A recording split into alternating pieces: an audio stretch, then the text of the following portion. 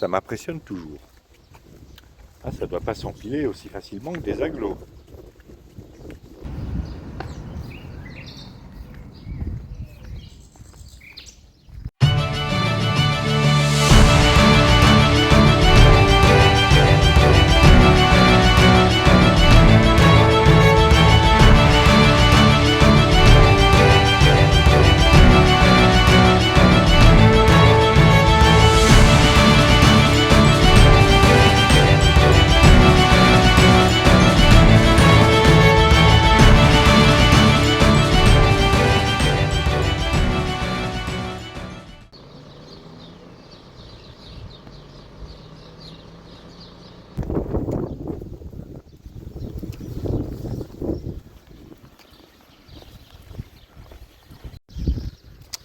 C'est parti pour 11 km seulement jusqu'à Carcabosso.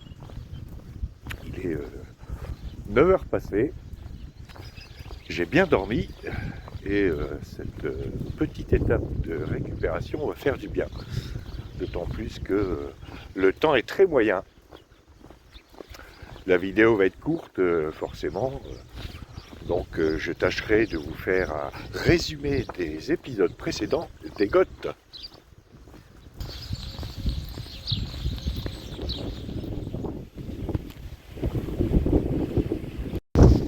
Enfin, si j'arrive à en placer une entre deux rafales.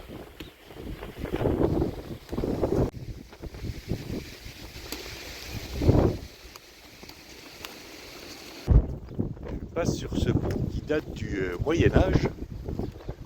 Les remparts de Galisteo, eux, datent du temps des Almohades, c'est-à-dire grosso modo au début du XIIe siècle. Les Almohades, ce sont des musulmans.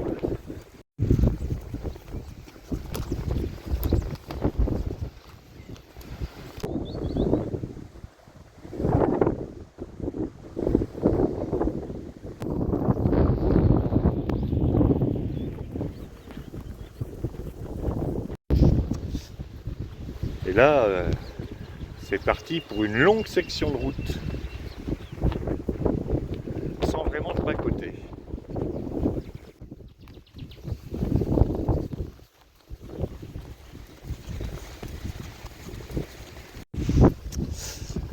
Bien, je profite de cette légère accalmie pour faire un résumé des épisodes précédents de la saga des Ericsson. Et il y en a besoin parce que sinon ça va être un embrouillamini cette histoire.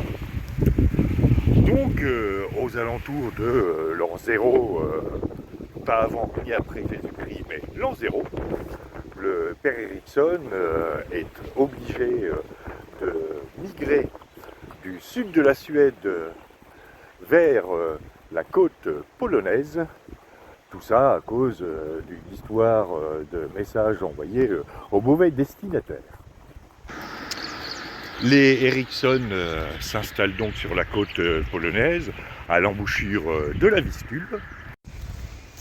Le roi Bérig chasse les ruges de leur territoire et prend comme conseiller l'un des fils Ericsson qui part explorer le cours de la Vistule en amont.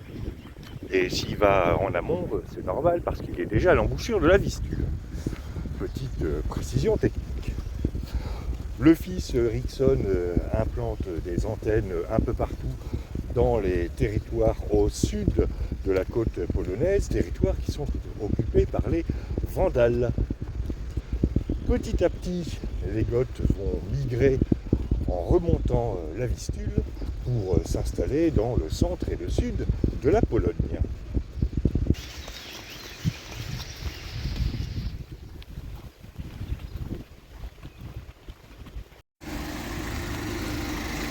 ¿Puedo pasar a pie? Gracias. Les stops, c'est pas pour moi. Bref, le roi Bérig finit par s'éteindre. Les deux rois suivants ne laisseront aucune trace dans l'histoire. Comme nos ministres actuels. Et les Goths sont maintenant bien installés sur la rive droite de la Vistule. Gandaric, le roi suivant, a bien quelques velléités d'envahir le territoire des Vandales en Silésie, entre l'Oder et la Vistule, mais l'un des petits-fils Ericsson l'en dissuade.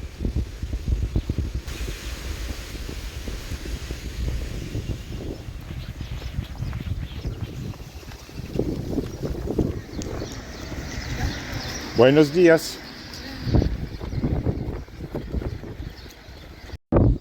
On va pause café, tiens. C'est vraiment une étape cool, hein.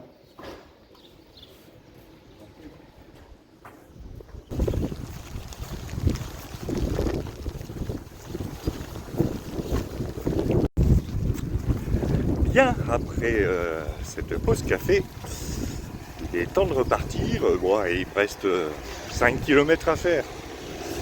Mais j'ai remis la cape depuis.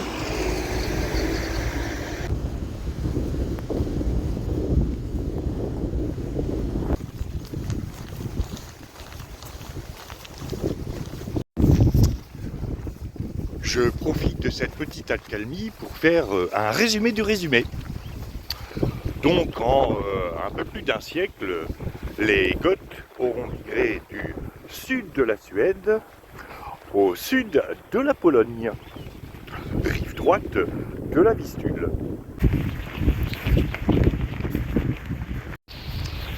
Ça n'est que sous le règne du roi suivant Gandaric que les Goths décideront de bouger un peu plus vers le sud et vers l'est. Parce que bon, le sud de la Pologne, hein.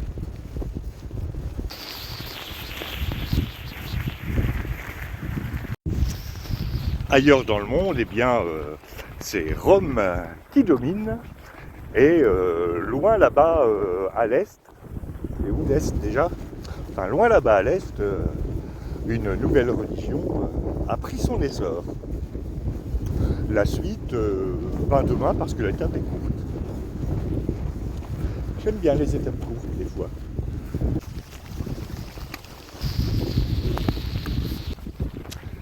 Ça fait depuis la deuxième ou troisième étape que l'Allemand Gabriel, Marco, l'Italien et moi, on se voit à l'Alberghe. Donc on marche tout seul quand on est sur le chemin, et puis on se retrouve en arrivant, et on rigole bien. Et hier, Marco a décidé de continuer jusqu'à Carcabosso. Et je lui ai dit, entre l'étape de 33 km plus l'étape de 38 d'hier, parce qu'en fait il s'est perdu, il a suivi un autre Italien, donc il a fait beaucoup plus de kilomètres que prévu. Et la grosse étape de demain, ça risque d'être difficile. Et ce matin, il m'a téléphoné en me disant bon, les gars, je reste à Carcabosso aujourd'hui, je vous attends à l'Alberghe. Du coup, on va être obligé de fêter ça au bar. Encore.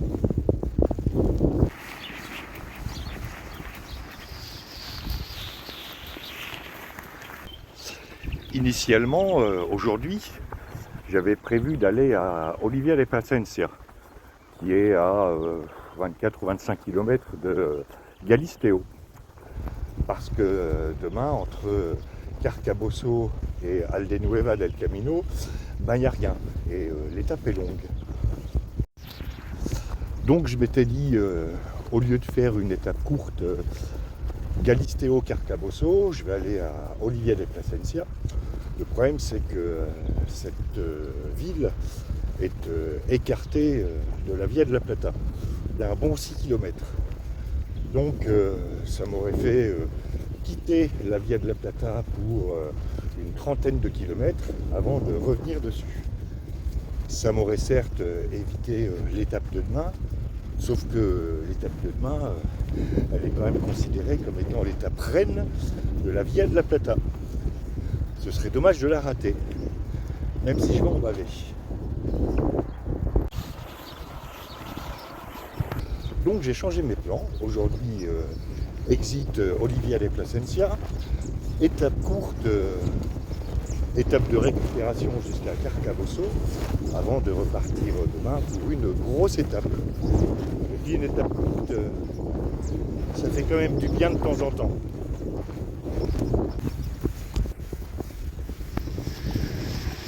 Et j'arrive à Carcabosso.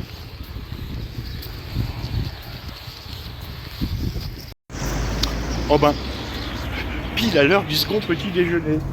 Ça c'est cool.